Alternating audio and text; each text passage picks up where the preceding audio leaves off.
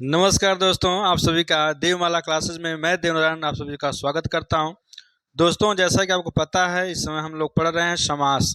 समास में हम लोग जो अव्ययीभाव समास, तत्पुरुष समास, अव्ययीभाव समास हमने पढ़ चुका है। अभी जो तत्पुरुष समास चल रहा है, जिसमें तत्पुरुष समास के 6 भेद जो कारक आधारित होते हैं, कर्म करण संबंध अपदान संबंध अधिकरण, इसको उन्हें पढ़ लिया है। इसके बाद भी तत्पुरुष समास के कुछ अन्य भेद भी हैं, जैसे न तत्पुरुष समास है। आज हम इसको पढ़ेंगे, न तत्पुरुष समास, और पढ़ेंगे ये भी तत्पुरुष समास का ही भेद है, लेकिन उसको अलग से पढ़ते हैं। अव्ययीभाव समास, तत्पुरुष समास और ये कर्मधारय समास, ये समास का तीसरा भेद चल रहा है। क्या चल रहा है? ये समास का तीसरा भेद पढ़ेंगे यहाँ पे।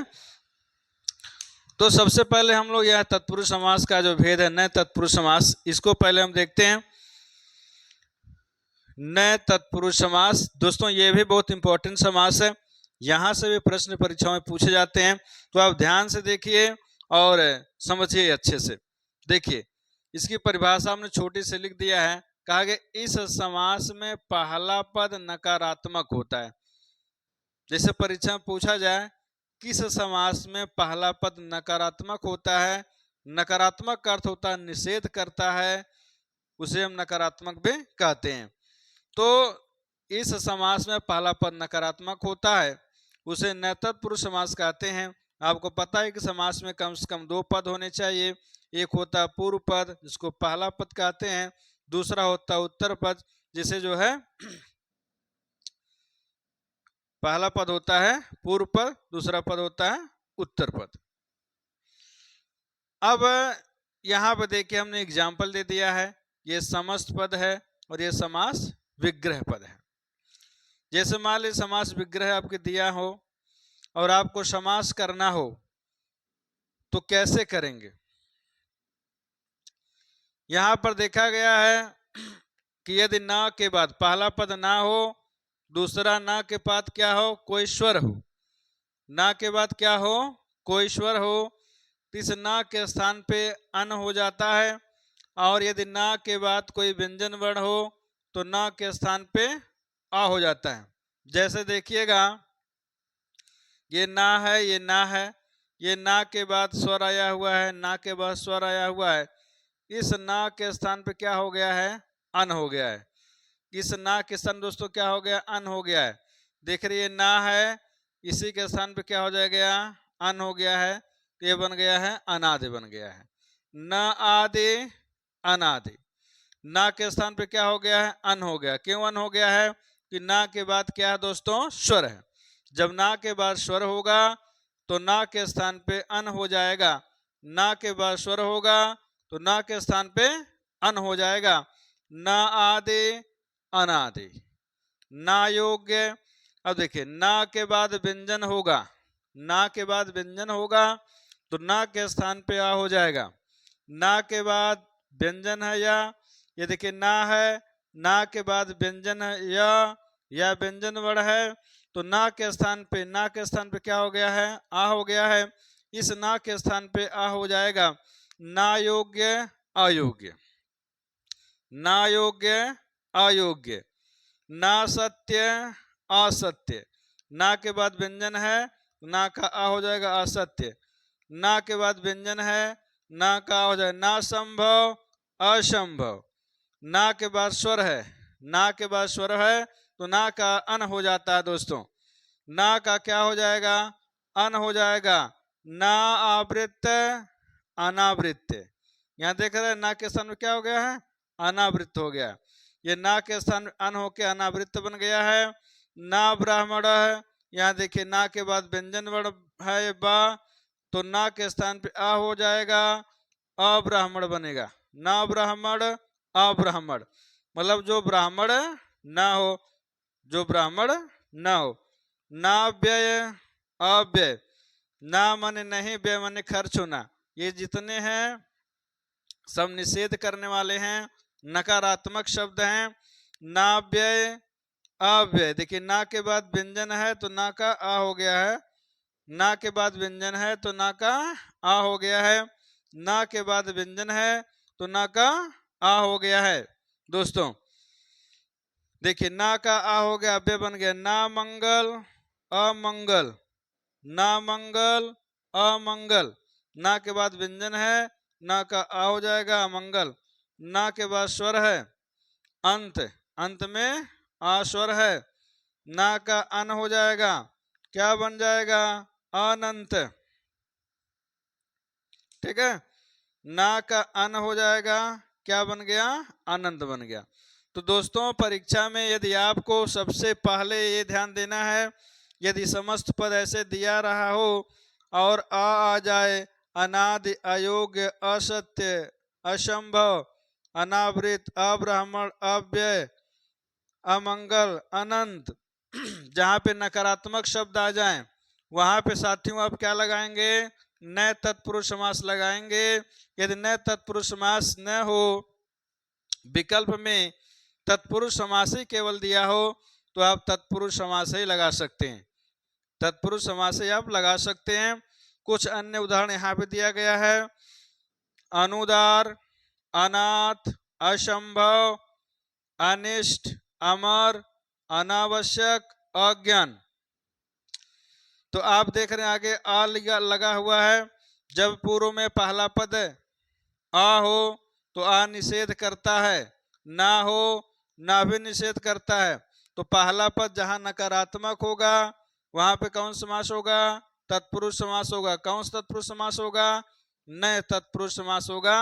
न का ना होता है, ना क्या करता है निषेध करता है। ये हो गया आपका न तत्पुरुष समास।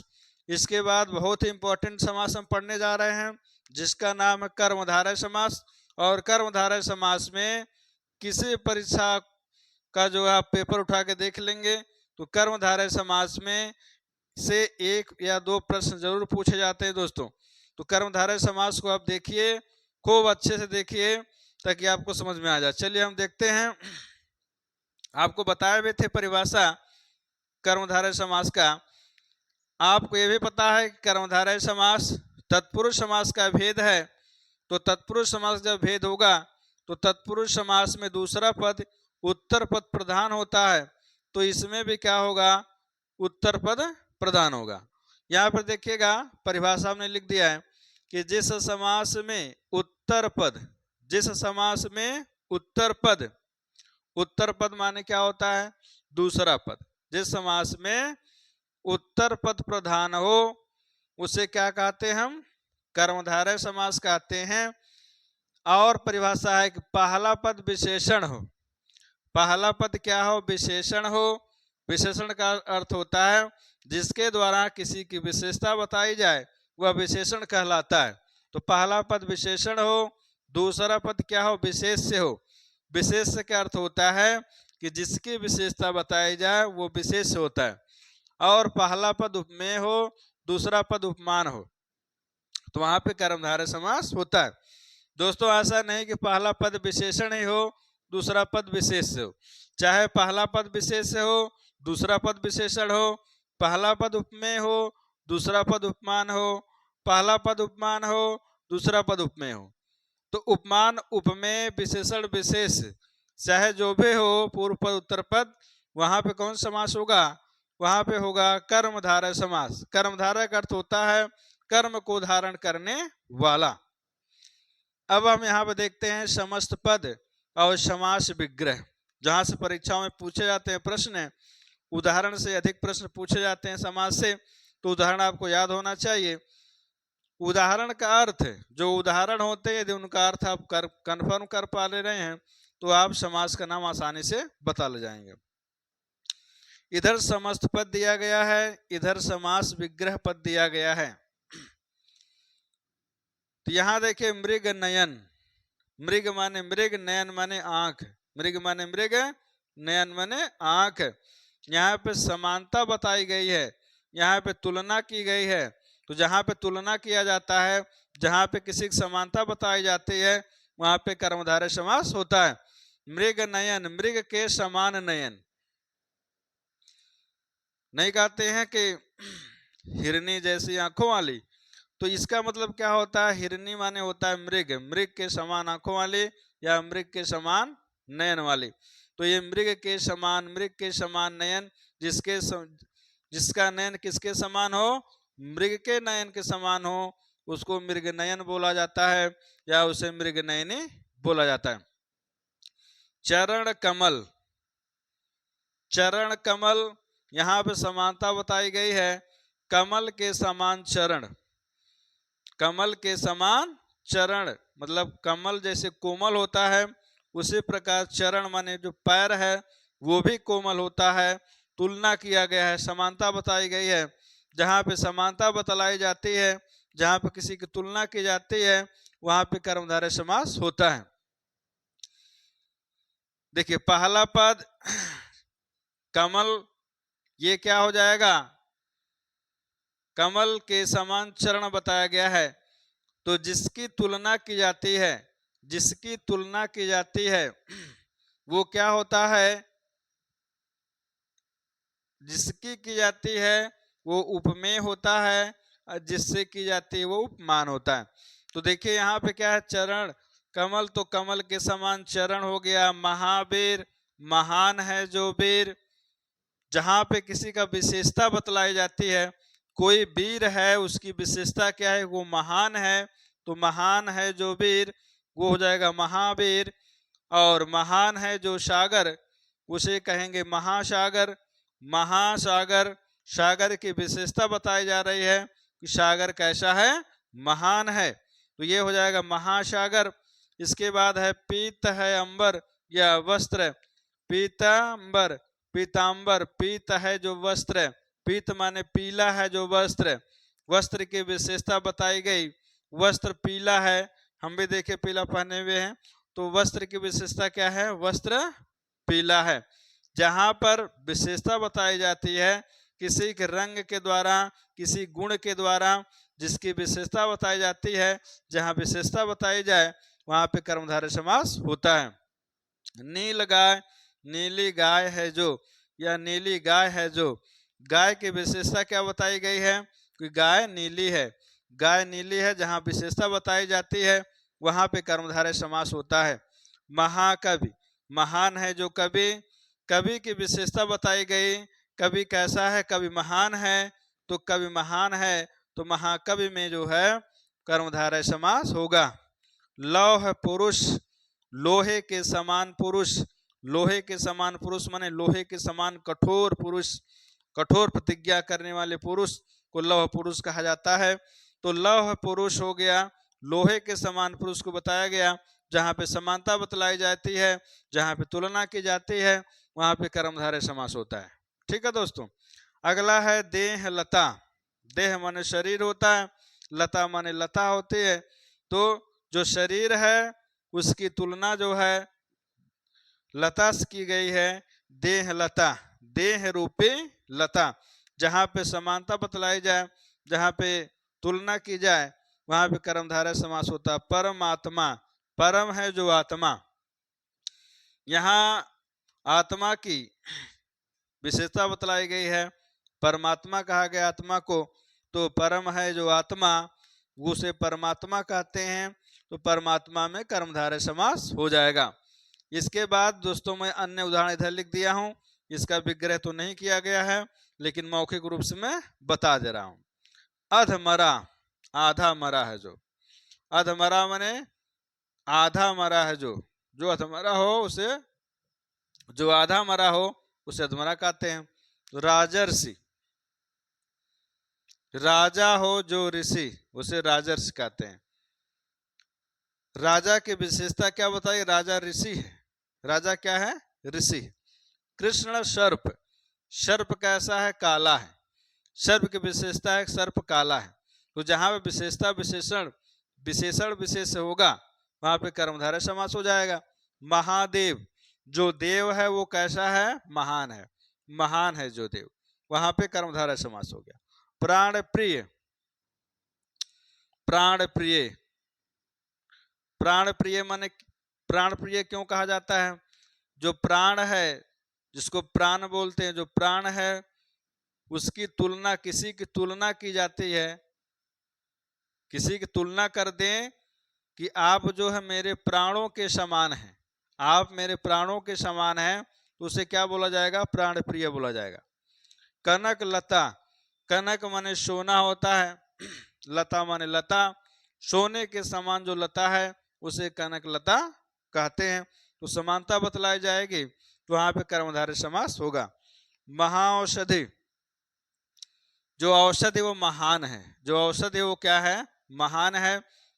जिस औषधि से मान लीजिए बहुत सारे रोग समाप्त हो जाए, रोग का रोग दूर कर दे, तो रोगों को दूर करे, ऐसे औषधि को महाऔषधि कहते हैं। तो औषधि की विशेषता का औषधि क्या है? महान है। तो जहाँ पे महान हो, जहाँ पे विशेषता बतलाई जाती हो, जहाँ वहां पे कौन समास होता है? कर्मधारय समास होता है। क्रोधाग्नि, क्रोधाग्नि, अग्नि के समान क्रोध। जैसे अग्नि नहीं होता है, जैसे अग्नि जला देती है, उसी प्रकार मनुष्य के अंदर जो क्रोध है वो भी जला देता है। तो क्रोधाग्नि कहा गया है। क्रोध के समान अग्नि या अग्नि के समान क्रोध। मुखारबिंद, यहाँ पे दो शब्द हैं, मुख धन अरविंद। अरविंद माने फूल होता है, अरविंद माने कमल का फूल होता है। क्या होता है? कमल का फूल अरविंद होता है। तो कमल के फूल के समान मुख को बताया गया है मुखारबिंद। कुछ लोग नहीं कहते हैं भाषण वगैरह में कि आइए अध्यक्ष महोदय, आप अपने मुखारबिंद से दो शब्द जो है जनता को बताइए। तो मुखारबिंद माने क्या होता है? मुख के समान या अरविंद के समान मुख, कमल के समान मुख जो आपका है, उससे आप दो शब्द जो है अपनी जनता के लिए, अपने समाज के लिए दो शब्द कहिए। तो दोस्तों ये था कर्मधारय समास के जो उदाहरण थे, और ये उदाहरण आपको याद होगा तो परीक्षा में अच्छा अंक प्राप्त कर सकते हैं। जितने उदाहरण मैंने लिखवाया हूँ सारे एग्जाम्पल जो है कहीं ना कहीं परीक्षा में पूछे गए हैं, छांट करके उनको एकत्रित करके मैं यहाँ पे आपको दे रहा हूँ। तो आप इसको जो है इसका नोट्स बना लीजिए, मैं किनारे हो जा रहा हूँ, आप स्क्रीनशॉट ले लीजिए और इसका जो नोट्स बनाते चलिए साथ साथ में, ताकि रिवीजन करने में आपको आसानी होगा और आप अच्छे से अपनी तैयारी को कर लेंगे। तो दोस्तों आज के लिए इतना बहुत है, और मुझे आशा है कि मेरे द्वारा जो पढ़ाया जा रहा है वो आपको अच्छे समझ में आ रहा होगा। और यदि आपको कोई समस्या हो समझने में, तो आप जो है कमेंट बॉक्स में कमेंट करके आप अपनी बात को कह सकते हैं, और मेरे द्वारा जब कमेंट पढ़ा जाएगा तो आपकी जो बात है, आपकी जो समस्या है, उसको हल करने का प्रयास किया जाएगा। धन्यवाद दोस्तों, वंदे मातरम।